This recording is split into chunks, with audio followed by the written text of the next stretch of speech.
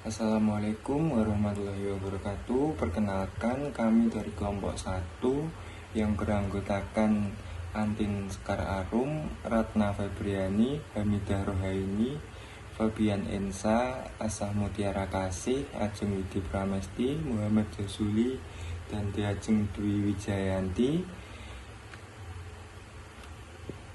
Di sini kami akan mempresentasikan materi dari bab 6, yaitu transfer antar perusahaan aset tidak lancar.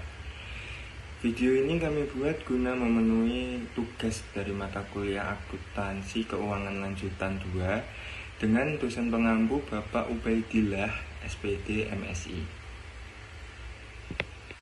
Transfer antar perusahaan aset tidak lancar adalah aset yang memberikan manfaat ekonomi kepada perusahaan dalam jangka waktu panjang.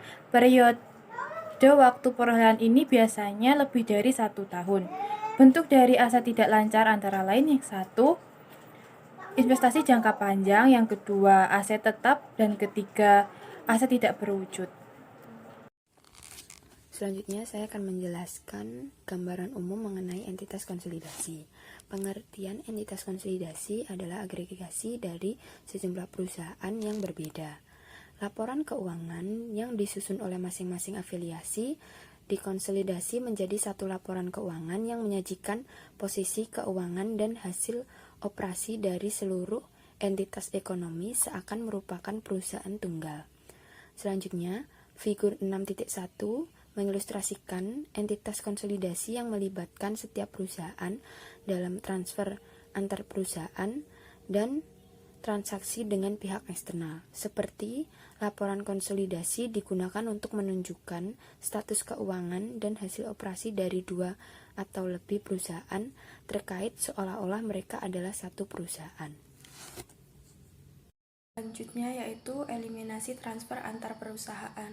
Semua aspek transfer antar perusahaan harus dieliminasi dalam penyusunan laporan keuangan konsolidasi, sehingga laporan keuangan tersebut seakan merupakan laporan keuangan dari suatu perusahaan tunggal.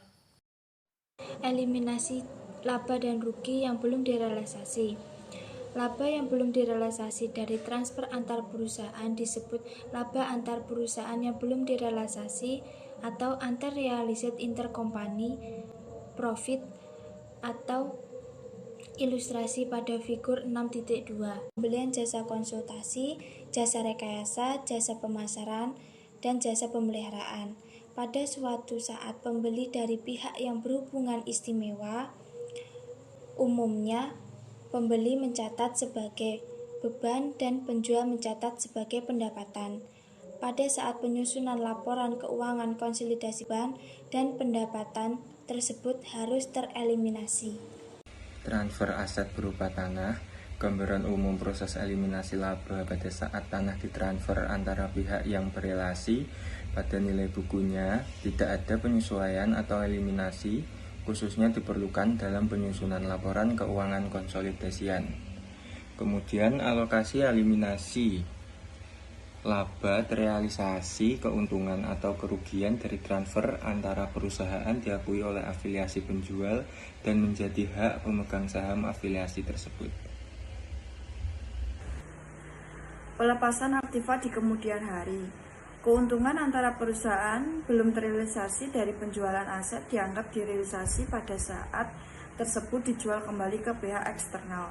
Pada saat keuntungan antara perusahaan belum direalisasi, kemudian menjadi derealisasi, pengaruh dari proses eliminasi laba harus dibalik. Pada saat realisasi, jumlah penuh dari laba antar perusahaan yang ditanggungkan ditambahkan kembali ke perhitungan laba bersih konsolidasi dan dialokasi ke pemilikan minoritas dari mana sebelumnya tersebut dieliminasi. Kemudian transfer aktiva berupa aktiva disusutkan. Jumlah penyusutan yang diakui dalam pembukuan perusahaan tiap periode atas aktiva yang dibeli dari afiliasi berdasarkan pada harga transfer antar perusahaan. Tetapi dari sudut pandang konsolidasi penyusutan harus berdasarkan pada biaya perolehan aktiva untuk antigatas konsolidasi, yaitu biaya perolehan aktiva dari pihak yang semula memberi aktiva tersebut dari pihak luar. Penjualan arus kas ke atas. Penjualan arus kas ke atas menyebabkan pencatatan laba antar perusahaan pada pembukuan anak perusahaan. Jika laba tersebut dari sudut pandang konsolidasi belum direalisasi, maka tidak boleh dimasukkan dalam laporan keuangan konsolidasi. Eliminasi laba mengurangi kepemilikan mayoritas dan minoritas sesuai proposal kepemilikan masing-masing. Transfer aset berupa aset diamortisasi. Tidak semua aset berwujud diamortisasi. Amortisasi hanya berlaku untuk aset tidak berwujud yang masa manfaatnya dapat diidentifikasi. Sedangkan aset tidak berwujud dengan umur tidak terbatas seperti goodwill tidak diamortisasi, melainkan diuji setiap tahun untuk penurunan nilai. Nilai aset berwujud diamortisasi secara merata selama masa manfaatnya dengan menggunakan metode garis lurus, sama seperti dengan depresiasi aset tetap. Hanya saja tidak ada estimasi untuk nilai residu yang terlibat dalam perhitungan. Jenis-jenis aset tak berwujud yang dapat diamortisasi adalah hak cipta, hak paten, merek dagang, waralaba, lisensi, hal sewa, dan perangkat lunak komputer. Transfer aset tak lancar antara perusahaan, metode ekuitas disesuaikan penuh dengan metode biaya. Selama karena perusahaan tersebut dikonsolidasi, metode akuntansi anak perusahaan di pembukuan induk perusahaan tidak mempunyai pengaruh terhadap laporan keuangan konsolidasi. Metode ekuitas disesuaikan penuh.